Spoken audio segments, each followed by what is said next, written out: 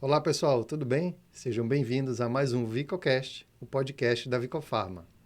E você já sabe que o nosso compromisso aqui é trazer informação com segurança para que você possa tomar suas escolhas e suas decisões com sabedoria.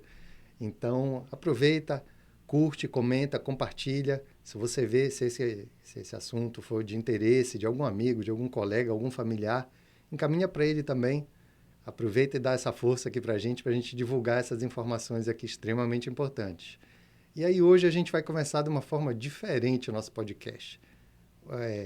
Você sabia que 72% da população tem algum problema para dormir, sofre de algum distúrbio do sono? É alarmante o número, né? Esses são dados do Ministério da Saúde sobre o sono, né? E hoje a gente vai receber para falar justamente sobre isso, sobre o sono, sobre insônia, o médico otorrino e médico do sono, o Dr. Roberto Capelloni, que vai conversar hoje aqui com a gente, trazer várias informações importantes e que possa, ao final, que a gente possa aprender a como lidar com esse mal aí, com essa doença que atinge uma boa parte da população. Então vem com a gente, acompanha aqui nosso episódio hoje. Tudo bem? Tudo Dr. bem, Capelloni, seja de boa. muito bem-vindo, muito obrigado por ter aceito aqui nosso convite, aceitado o nosso convite, e para a gente bater esse papo, conversar sobre sono, sobre a parte otorrino, sobre, enfim, tem muita coisa para a gente bater papo e conversar. Essas duas especialidades que você falou, otorrino e sono, estão ligadas intimamente, né? Não é à toa que é área de abrangência, Sim, mas a gente tem muito a falar sobre isso e é algo que realmente a população, a maioria deles desconhece. sim, E a gente tem muito para educar ainda a população, para tratar e para evitar várias patologias. sim. Eu fiquei impressionado com esse número que a gente começou falando, né? A quantidade de pessoas que têm dificuldade para dormir, que sofrem de algum distúrbio do sono, né? É. Alguma patologia. E eu queria entender, insônia é um distúrbio? Tem mais distúrbios? Ou a gente chama tudo de insônia, essa dificuldade para dormir? Não, tem vários distúrbios. Inclusive, a insônia tem uma classificação, insônia aguda, crônica, né? E insônia é considerada uma doença quando ela repercute de alguma maneira no dia seguinte. E quando ela vem de maneira rotineira na semana. 3 dias na semana tendo algum distúrbio do sono, é insônia. 3 meses de distúrbio consecutivo, você tem uma insônia crônica. Então, é assim que a gente pensa com relação à insônia. Mas ela é só um dos fatores que atrapalham o sono. Tem vários outros distúrbios. Tem distúrbios respiratórios, tem distúrbios de movimento, tem as parassonias.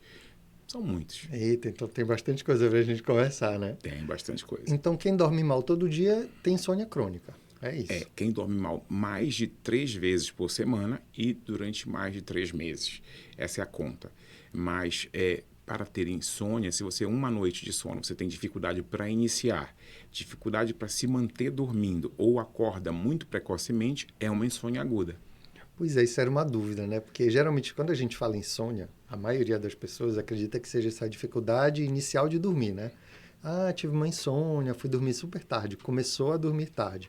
Mas às vezes essa má qualidade do sono ao longo da noite, né? Quem acorda, É que é o meu insônia caso, também. por exemplo, eu vou acordando, dá tal horário, eu começo aí, o sono vai ficando leve, você vai dormindo bem pouquinho, eu não sei como é que chama tecnicamente isso, mas dorme um pouco, acorda, Fragmentando o fragmentando, né? sono.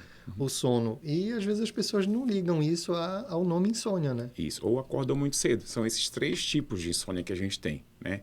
De indução, de manutenção e despertar precoce. São os 3 Entendi. modelos de insônia. Mas isso, para ser considerado uma doença, tem que ter repercussão no dia seguinte, né? Porque a gente sabe que tem pessoas com diferente grau de sono, dormem um pouco mais ou um pouco menos, e isso não sai muito da normalidade. Ah, então assim, não tem uma regra das 8 horas. Porque tem gente que dorme 5 e tá bem, né? Exatamente. São os dormidores curtos, né? Tem gente que precisa de 10 horas de sono. Se alongar muito ou ficar muito pouco tempo de sono, é problema. Os Geralmente é problema. extremos, Os né? extremos são um problema. Dormir muito. Mas a média, ela não pode ser usada como regra para todo mundo. Cada um tem uma qualidade de sono que é individual. Eu, inclusive, vou falar isso muito próximo nas minhas redes sociais sobre qual é a regra, né? Entendi. A regra é assim, acordei cansado. Qual Quais são os sinais? O sinal preponderante para a gente classificar aqui, a gente tem um distúrbio do sono, é se isso afeta a minha qualidade de trabalho, a minha disposição no dia seguinte. Se no dia seguinte eu tenho alguma repercussão negativa, aí tem que ligar uma sirenezinha na cabeça e procurar um médico do sono. Entendi. Para a gente poder... muita gente, a gente estava conversando um pouquinho antes, muita gente acaba se habituando a dormir mal e acredita que isso seja normal, né? Tipo, é assim mesmo, sempre foi assim, então sempre... Tem algo bem moderno que a gente está classificando agora, que é a síndrome do sono insuficiente. Ou seja, a população acredita que dormir menos é melhor para ser mais produtivo, para aproveitar mais o dia. Isso virou algo divulgado mundialmente. E você viu que a mídia começou a voltar atrás nisso. Eles perceberam que o sono é fundamental para a boa qualidade de vida.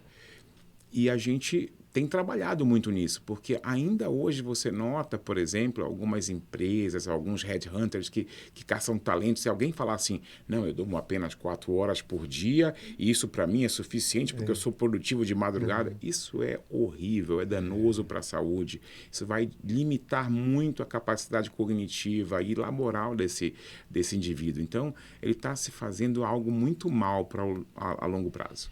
É curioso isso, porque realmente a gente vê esse movimento, tipo, eu lembro que eu já vi várias pessoas escrevendo a respeito, que é tipo, a gente acordava às 7 horas da manhã e quando vê a pessoa estava acordada desde as 4, já tinha corrido, nadado, ido ao supermercado, enfim, tinha feito tanta coisa e você acabava se sentindo improdutivo porque você tinha acordado um horário, sei lá, 6, 7 horas e porque já tem alguém que acorda às 4, que é para começar a fazer suas atividades físicas, isso causa também um certo desconforto em quem vê, né? Dá a impressão de que você, caramba, fulano acorda... Eu sou alguém que oriento muito sono, mas o meu sono, por exemplo, às vezes requer um certo regramento, porque eu também postergo muito, sou mais produtivo à noite, né? Eu faço mais trabalho e tudo mais à noite, isso é ruim. Isso é real mesmo? Assim, a gente tem um horário de maior...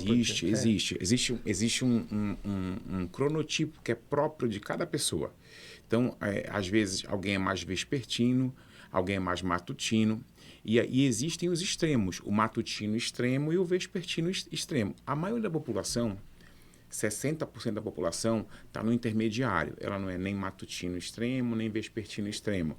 Mas existem. Lembra do Jô Soares? Sim. Que ele ficava a madrugada inteira acordado e dormia durante o dia? Sim. E ele teve uma longevidade até razoável. Né? Passou dos 80 anos fácil. Né? E isso não quer dizer que vai ter má saúde, mas o extremo é ruim. Sempre o extremo é ruim. Entendi. Então, assim, o cuidado que a gente tem que ter é entender como é que cada um funciona, na verdade, né? Como é que eu consigo me sentir bem, em que horário. O problema é que, às vezes, a dinâmica do dia a dia da pessoa, às vezes, não casa com a necessidade dela. Acontece isso também. Eu vou te falar uma palavra que, para mim, eu já nem uso mais no consultório, né? Porque eu acho que foi muito desgastada pelas redes sociais. A gente tem que individualizar cada patologia, cada ser humano. Entendi.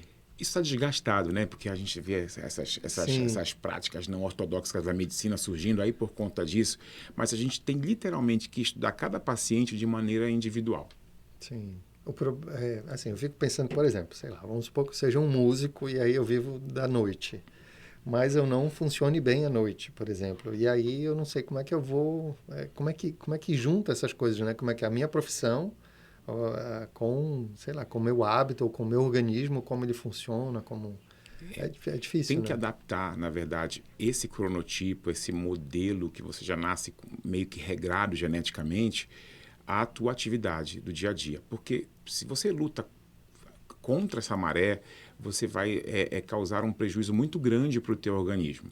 Eu cito muito, por exemplo, os trabalhadores de turno, enfermeiros, médicos que fazem plantão. Se ele não tem uma genética que seja favorável a esse estilo de trabalho, com 10 anos ele vai ter uma cobrança bem importante na saúde dele, um impacto muito grande na parte de depressão, ansiedade e mesmo na geração de algumas doenças, até o câncer. né? A gente não pode afirmar isso, mas isso é visível nessa população. Então, tem um preço que é cobrado por não dormir no horário adequado. Agora, tem pessoas que vivem uma vida nesse estilo de trabalho, de turnos, né? E vivem uma vida muito saudável, conseguem. E são longevas também, E né? são longevas. É curioso Exato. isso, né? É. Existe algum fator de hereditário com relação a isso? Meu pai não dormia bem. Tem, principalmente na insônia, né? Geralmente, filhos de pessoas insônias tendem a fazer insônia, até porque é um aprendizado o sono, que vem desde a fase muito tenra da tua vida. Acho que intraútero você já está percebendo que a sua mãe dorme ou não dorme adequadamente, que ela respeita os horários de dormir e tudo mais, ou tem horários fixos. Quando você nasce, você está ali inserido naquele meio e isso tem interferência na tua formação, no como você vai pensar o sono. Porque você não vai, ninguém vai para o quarto dormir sem pensar um pouquinho, sem fazer alguma atividade mais leve, mas tem que fazer. E tem pessoas que vão dormir ruminando muito o sono. Tipo assim, eu não sou um cara que durmo bem, eu vou dormir mal, eu acho que eu não vou conseguir pegar no sono. E isso atrapalha demais o sono. Eu digo que ruminar o sono é a primeira coisa que a gente tem que tirar do paciente de insônia. Ele não tem que ir para a cama dele pensando em nada. Se puder, ele tem que fazer meditação, ele tem que fazer uma outra atividade que ele não esvazie um pouquinho a mente. Entendi. É curioso como era para ser algo... Dormir era para ser algo tão natural e está ficando cada vez mais difícil, né? Tem coisa que eu preciso... a gente sabe que deve procurar um especialista quando você está se identificando aqui com o que a gente está falando, procure um especialista, mas tem algumas doenças que prejudicam mais em alguns indivíduos, ou que acometem alguns indivíduos e que prejudicam a qualidade do sono, ou não? Tem, o distúrbio preponderante para o sono, assim, para a fragmentação do sono é a apneia do sono e o ronco.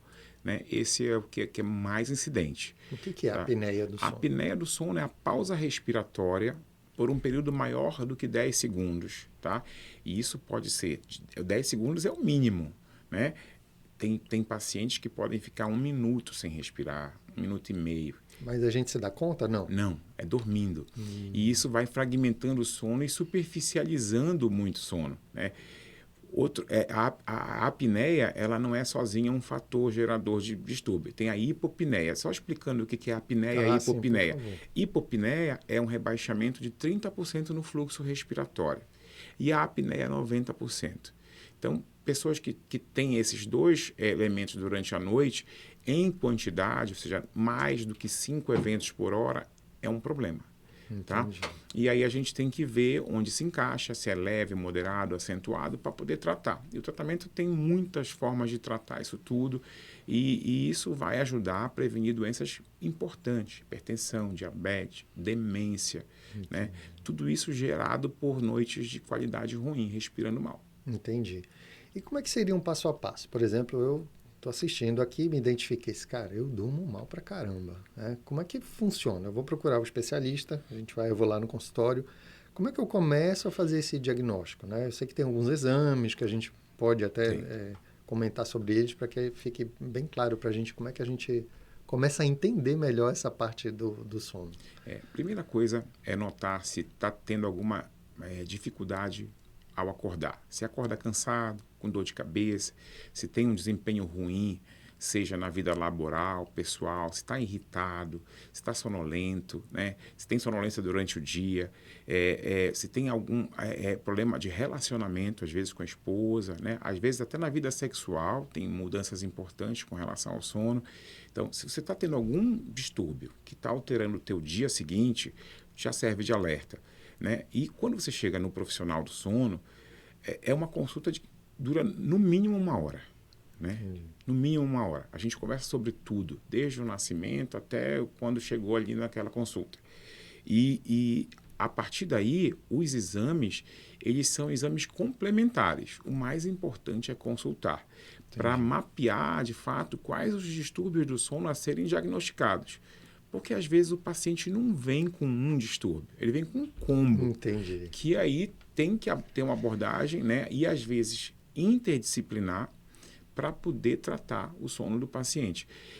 No consultório de sono, a gente se agrega ao psiquiatra, a gente se agrega ao psicólogo, a gente conversa com a neurologia, com a pneumologia, né? Então, não é um paciente que se trate sozinho. Entendi. É um paciente que se agrega a tudo isso. Entendi. Então, a primeira, depois que a gente procura, é que a gente vai saber que tipo de exames a gente vai fazer. Mas tem é poliinsonografia. O exame mais tipo padrão ouro para os distúrbios do sono é a polissonografia. O que é a poliinsonografia? Polissonografia é um exame multiparâmetro. Poli quer dizer que tem vários parâmetros sendo gravados durante a noite. Então, o paciente dorme com um eletroencefalograma básico, né? E dorme na clínica. Na clínica do sono. Isso é a polissonografia tipo 1. Tá. Com eletroencefalograma, com sensores respiratórios, que são 2, né? E com faixas tóraco-abdominal, que é para ver o movimento respiratório, com sensores de movimento de perna, gravador de ronco. Então, ele dorme com vários sensores e grava a noite inteira. Esse exame é um exame excelente para ver distúrbios respiratórios, apneia, né? Apneia e hipopneia e ronco, distúrbios de movimento, que eles têm esses sensores, né? O grau de aprofundamento do sono, ou seja, se o paciente está chegando num sono profundo, se ele está apenas se mantendo em sono leve, e qual o motivo que está se levando a isso. Como hoje a Associação Americana e a nossa também obriga o exame a ser gravado, a gente também faz o diagnóstico das parassonias. Por exemplo, terror noturno, despertar confusional, sonambulismo, tudo isso a gente consegue fazer o diagnóstico com esse exame. E é um exame multiparâmetro. Então, a gente vai ter essa gravação do sono leve e profundo diferenciando pelo movimento dos olhos. Todo mundo já ouviu falar hoje em dia em sono REM. Sono REM, né? Sono REM, né? Que é o sono de reestabilização do sistema nervoso. Então, a gente tem um sensor de movimento ocular que diz para a gente em que fase do sono o paciente está dormindo. Fora a polissonografia tipo 1, tem a tipo 2, que é feita na casa do paciente, mas sem o técnico. Entendi. É um exame perigoso porque pode perder um pouquinho alguns sensores, mas é o mesmo exame do laboratório e pode ser feito em casa. E existe tipo 3 e 4. 3 é o cardiopulmonar. Então, tem o sensor lá respiratório, a parte cardíaca e a oximetria. E o 4 tem 2 sensores, né, que é a oximetria e ronco e tudo mais, e também faz o diagnóstico. Mas cada um desses exames, a gente tem que selecionar bem o paciente para usar. Não pode ser usado para todos os pacientes. Esses com poucos sensores não vai pegar sono, por exemplo. Né? Entendi. Aí a gente tem que selecionar o paciente. Mas assim, depois que eu fui lá, fiz o exame, que provavelmente com a poliinsonografia eu consigo mapear bastante coisa. Né? Muita coisa. Muita coisa. E aí, eu consigo tratar depois com esses resultados? Todas as patologias do sono, ela tem tratamento. Todas, né? Seja ela tratamento clínico, cirúrgico ou por aparelhos, a gente trata. E medicamentos também a gente utiliza. Entendi. Né? Eu digo que tem uma patologia que não é diagnosticada pela polissonografia, que é a insônia. Por mais que ela apareça, às vezes. Só que imagina, o paciente já tem insônia. Alguém pede uma polissonografia, erradamente, que ela é um diagnóstico clínico. Entendi. E ele chega lá, enche de fio no paciente, ele vai dormir menos ainda. Não vai, eu já estava pensando nisso, como é que dorme daquele... Então, apesar da gente ver, né, essa fragmentação do sono, a insônia não é um das patologias do sono diagnosticada pela polissonografia.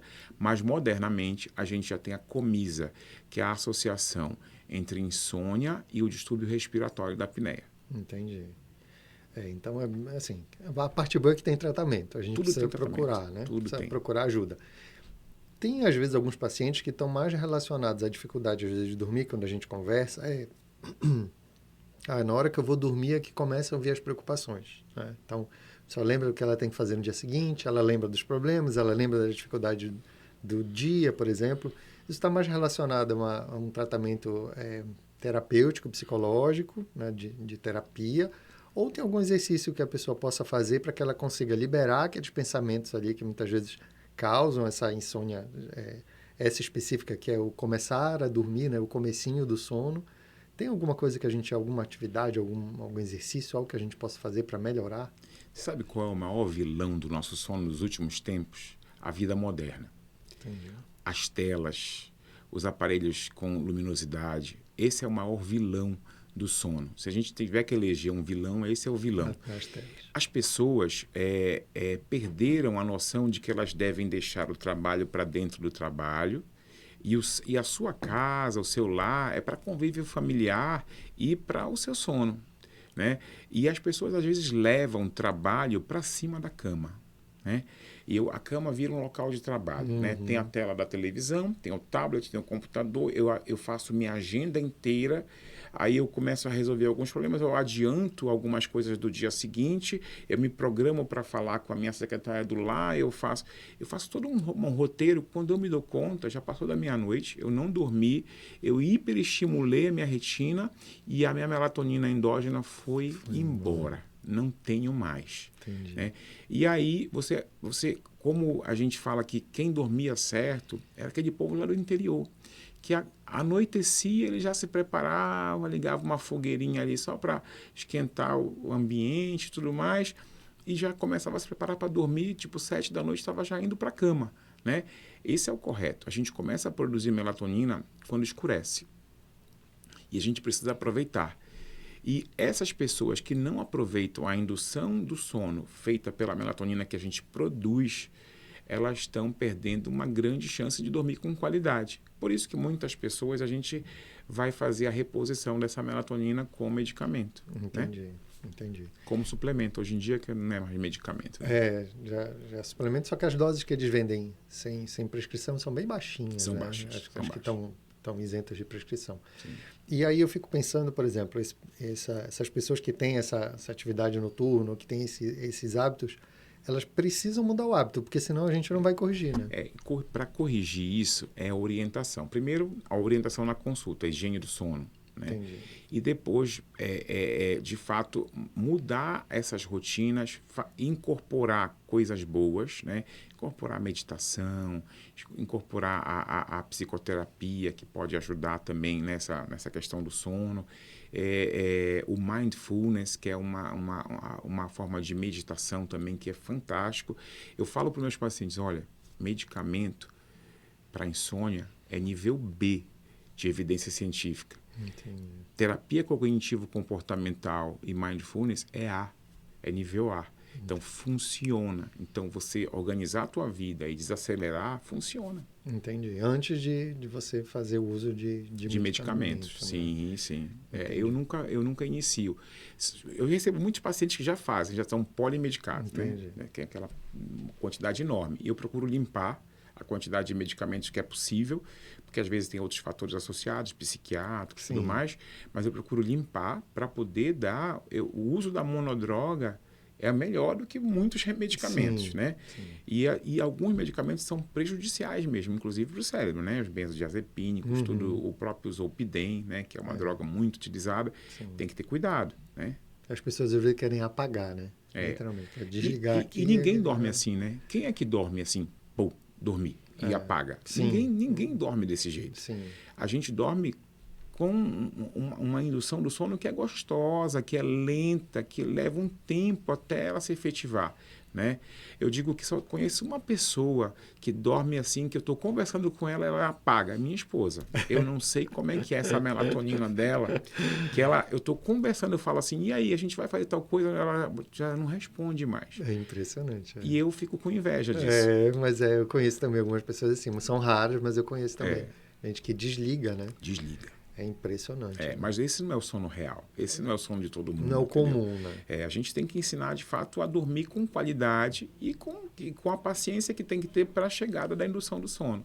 Né? A gente estava conversando também um pouco antes. A religião, a prece, a oração, sei lá, antes de dormir, a meditação, essas práticas ajudam, assim, você fazer alguma coisa ligada à religião e tal, a oração ajuda? Já tem trabalhos robustos ligando religião e melhora na condição do tratamento do câncer, por exemplo.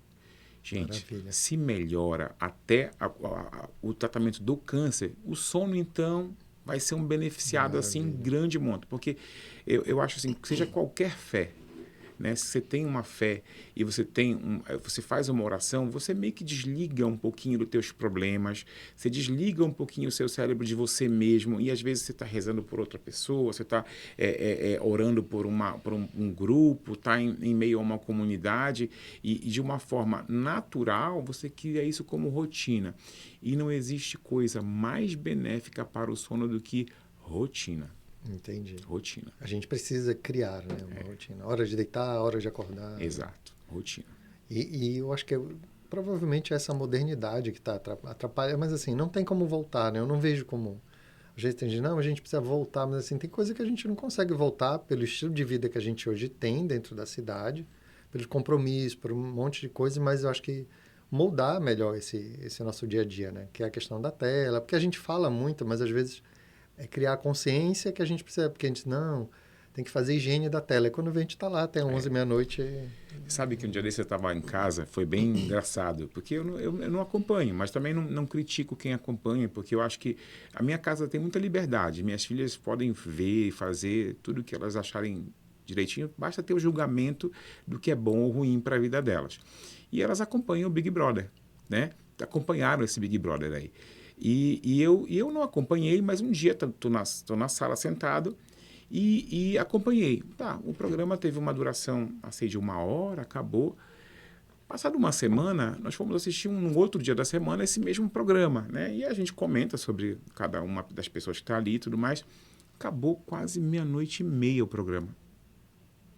Aí eu falei, não, tá errado.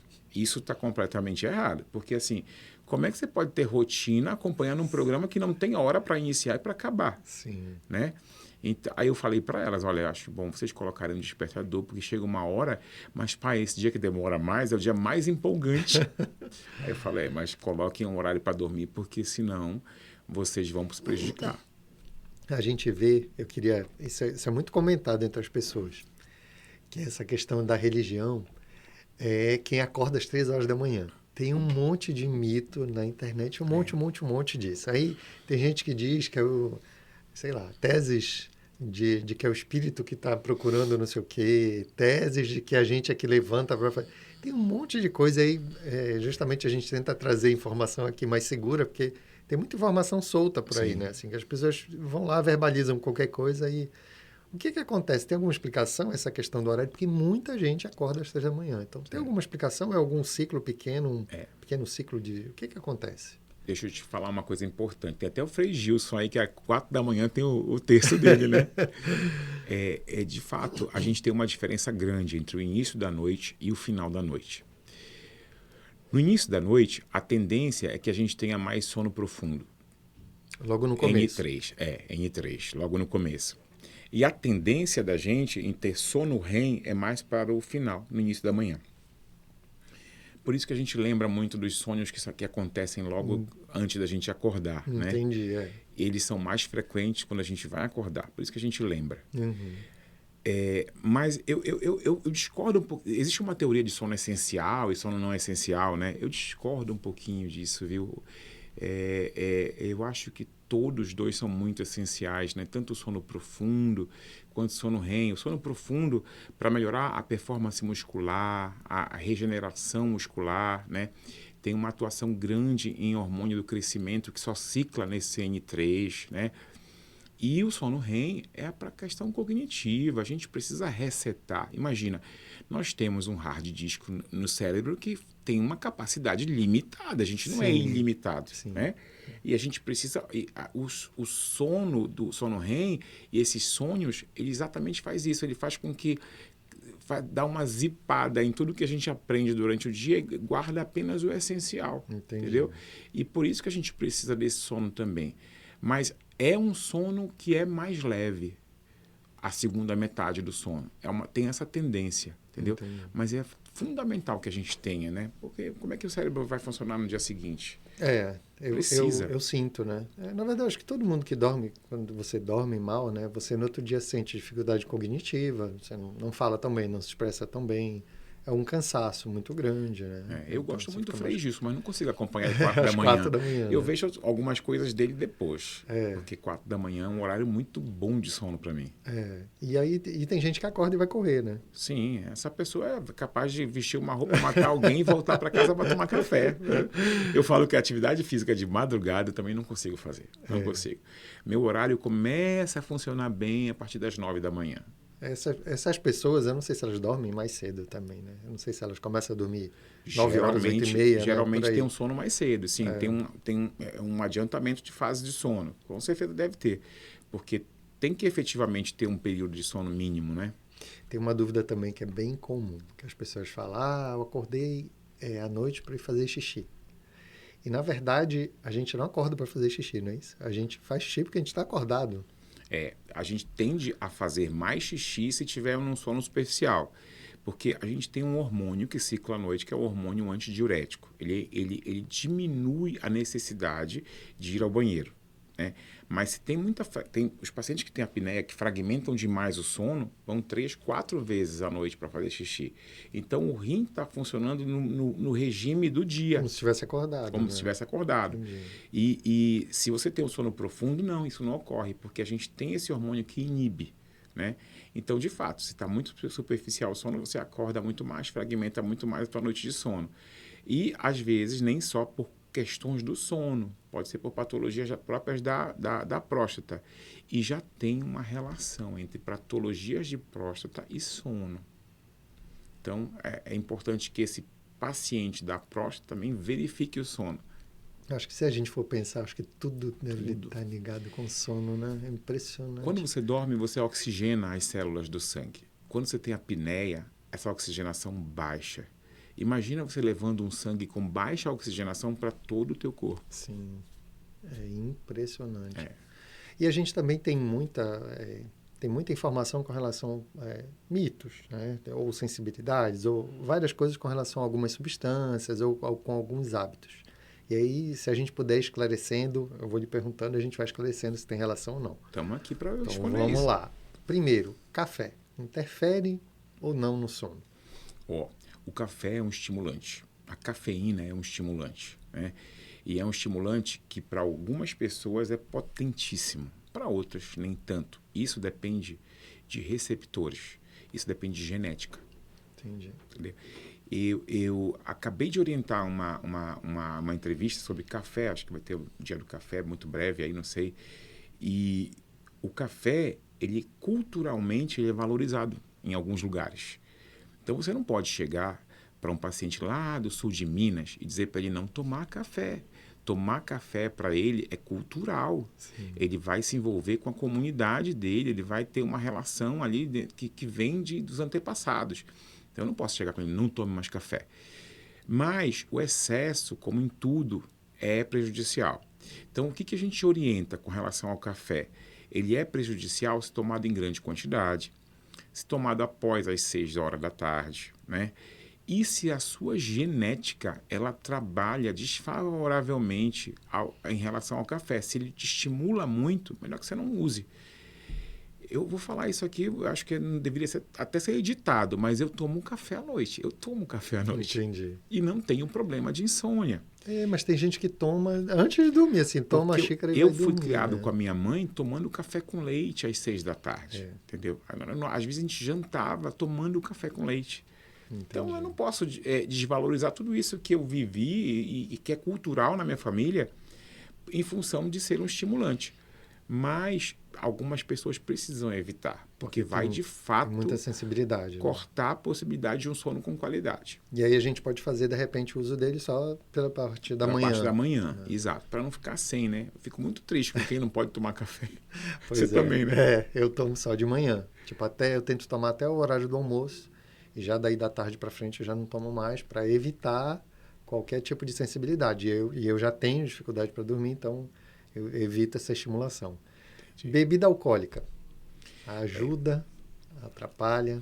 Bebida alcoólica, ela é indutor do sono. Ou seja, você bebe e você fica mais torporoso e você consegue dormir mais rápido. Então, ela vai abreviar o tempo, a latência para o sono, né? Só que ela é bastante prejudicial, porque ela provoca relaxamento muscular. E esse relaxamento muscular pode agregar apneia e hipopneia. E no meio da noite, quando a gente já não tem mais aquela ação de indução do sono, a gente já recuperou da base alcoólica, você começa a fragmentar o teu sono e dormir com uma qualidade muito ruim. Algumas esposas, por exemplo, chegam comigo no consultório, doutor, ele ronca. Mas quando ele bebe, piora, aí né? ele vira um bezerro do meu lado. Então, acaba roncando mais, porque tem um relaxamento muscular. Então, Entendi. é algo que tem que ser evitado se você tem uma tendência a roncar até a apneia, né? Entendi. Mas ele acaba prejudicando, então, o sono, né? Porque a gente Prejudica o tem... sono. A Muita gente impressão de que fala, dorme eu mais bebo fácil. e durmo super bem, né? A Não indução do sono é rápida. Entendi. Mas a qualidade do sono, não. Por isso que Entendi. tem gente que amanhece com um pouquinho de ressaca, porque não dorme com qualidade, não. Às vezes nem é tanto da bebida, às vezes é até Às vezes é do sono do mesmo. sono, né? Do sono. Sobrepeso. É um dos fatores. É um fator preponderante na apneia do sono, por exemplo. Né? Ele é algo que a gente recomenda sempre reduzir para poder melhorar a função respiratória. E o sobrepeso, ele varia com relação ao homem e à mulher. A mulher, ela tem uma gordura que é muito mais da região de quadril.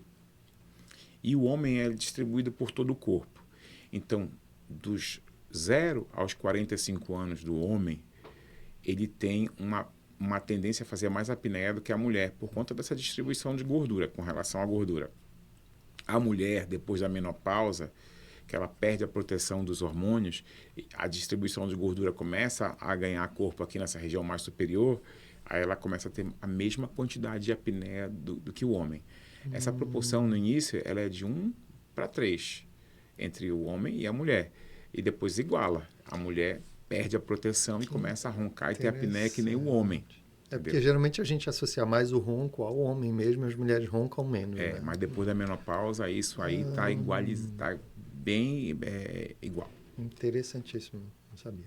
Tela, a gente só vai reforçar, a gente já falou, mas a tela realmente atrapalha. O que atrapalha a tela especificamente? Todo mundo já ouviu falar em relógio biológico, né? O nosso relógio biológico é o nervo supraquiasmático, núcleo supraquiasmático, desculpa. E ele é captado a partir da nossa visão, o estímulo dele. Esse núcleo supraquiasmático, ele comanda, né? Ele é um receptor potente para ativação das funções como produção de melatonina. E se você hiperestimula esse relógio biológico aí, a percepção do nosso organismo é que você está de manhã, que não é um horário de dormir, que não é hora para dormir. E tem telas que tem já, né, o fator de proteção de luz azul e tal, tem que usar isso aí e procurar não usar, próximo, pelo menos 2, 3 horas antes do sono, não usar a tela. Né? Difícil, né? Difícil para o jovem, por exemplo. Os jovens são muito ativos até 11, meia-noite, a hora que eles mais usam o WhatsApp, as redes sociais, o TikTok, seja lá o que for.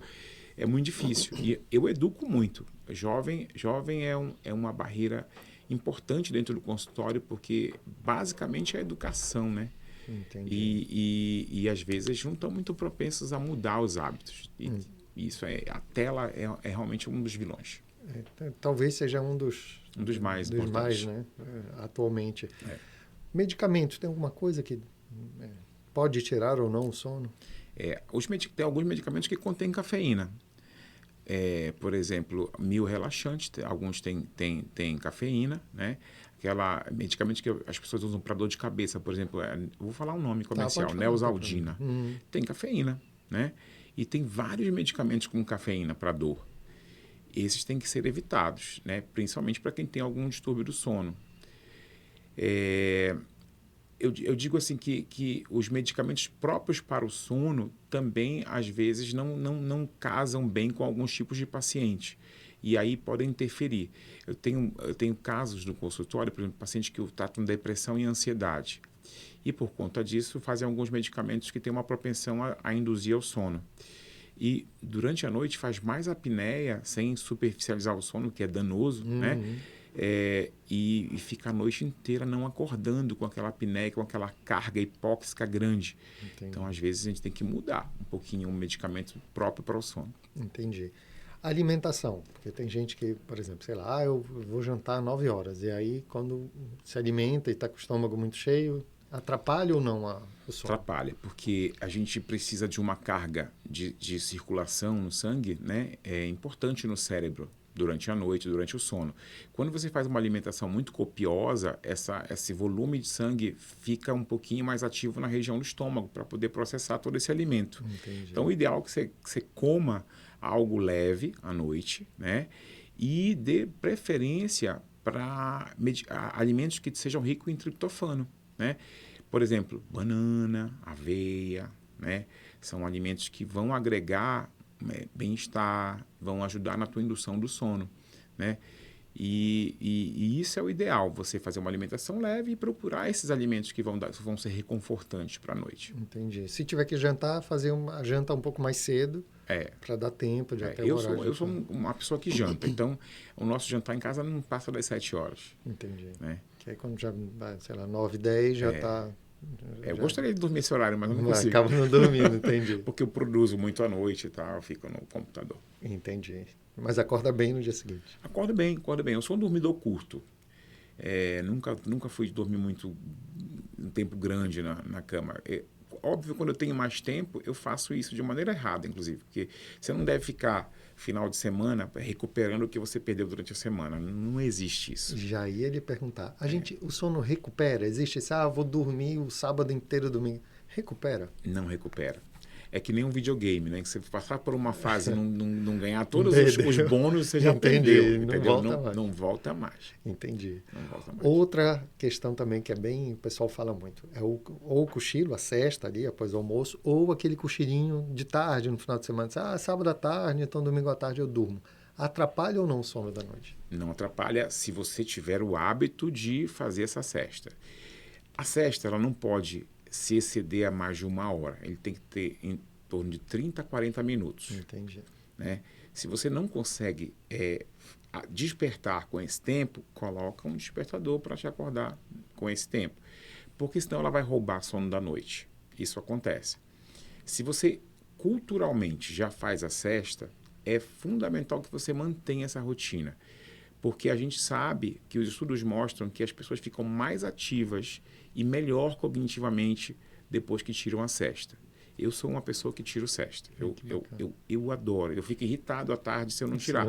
E por isso eu sou um dormidor curto também. Que eu sei que um pouquinho do meu sono da noite eu roubo aqui durante a sesta. Mas isso me deixa mais ativo e melhor, né? Mais bem-humorado.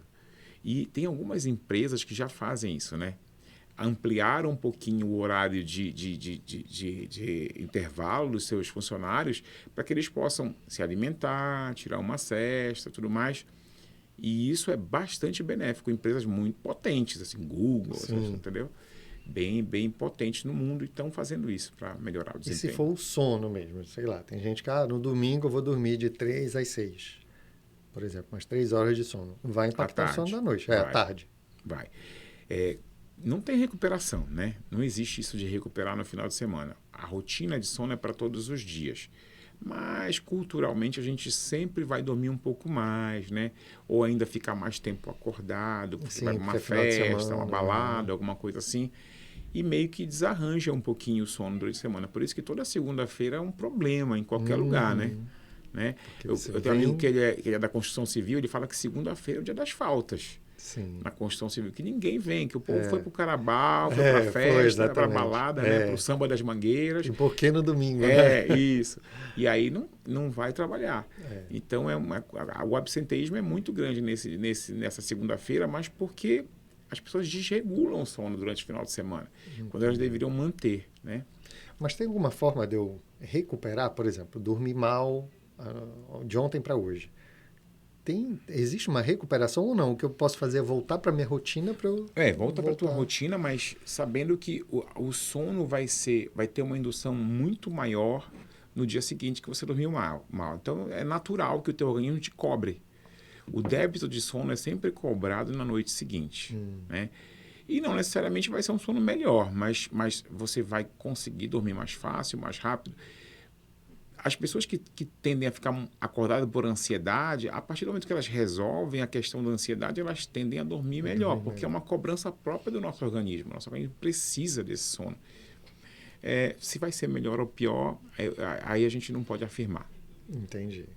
Porque eu vejo muito isso. Não, eu dormi, esse do dormir mal essa noite, não, mas aí na noite seguinte eu vou acordar mais tarde, por exemplo.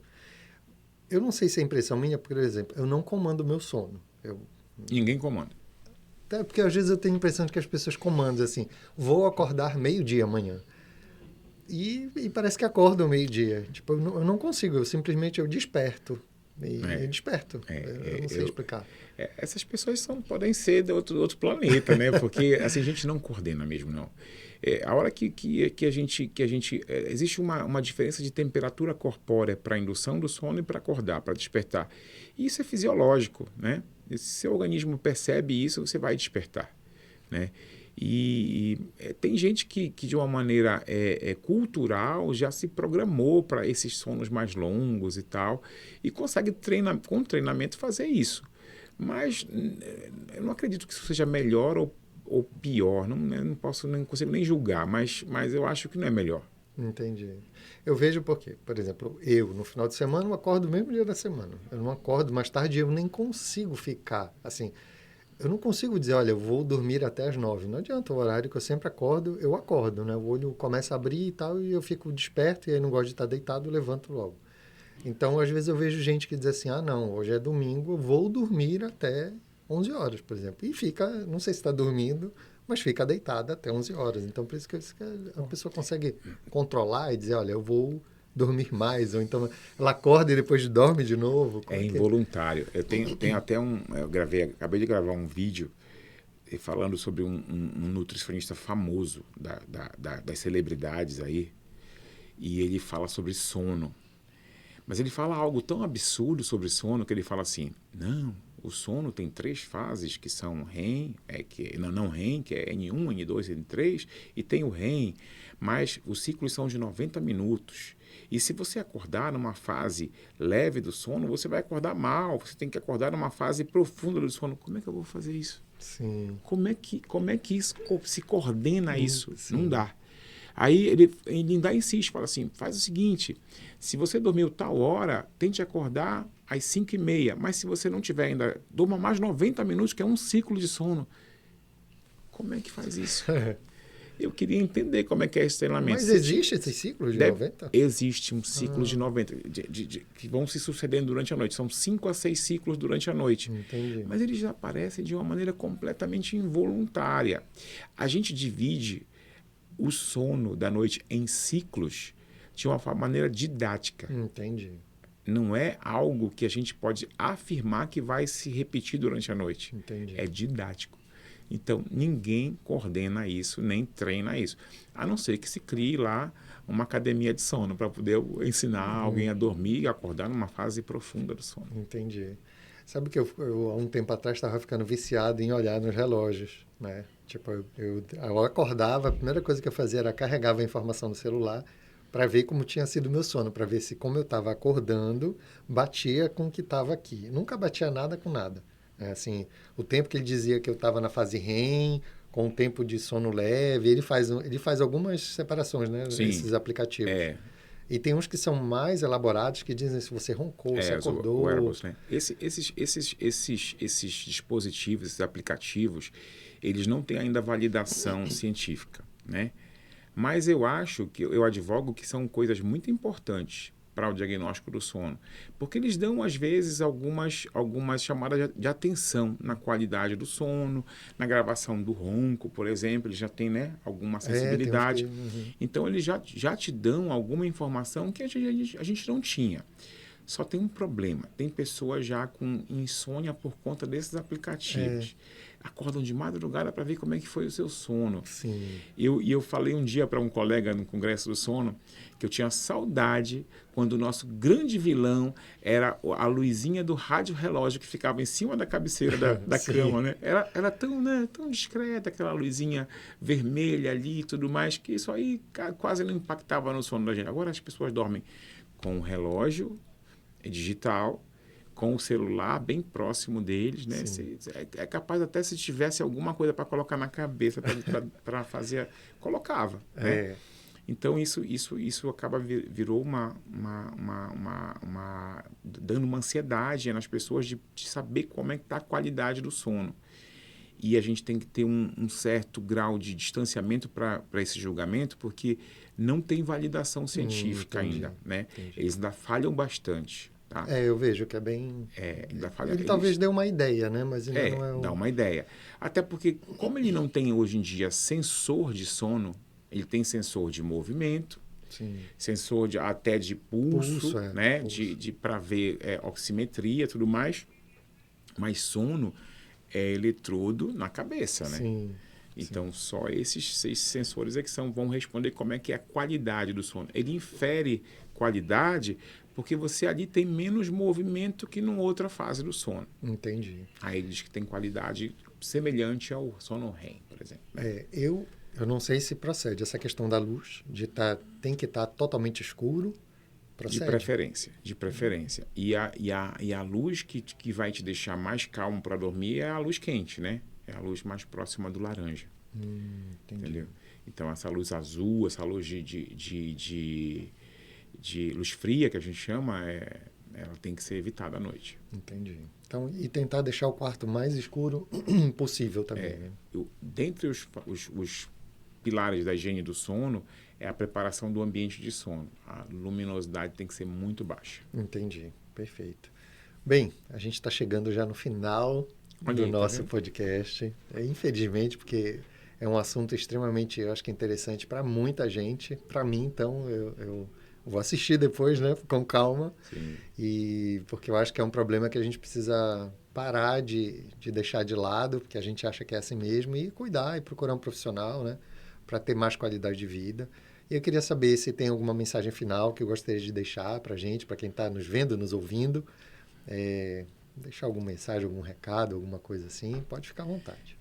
A gente falava no início, antes da entrevista, que você falou para mim que o programa é gravado e que depois, né, pode ser que seja editado alguma coisa. Eu acho que a gente vai dar pouco trabalho para o teu editor, que a gente conversou aqui, a gente nem sentiu o tempo passar. Né? E sono é isso mesmo, né? Sono é uma vivência diária da gente e algo que impacta fundamentalmente na qualidade de vida de todo mundo.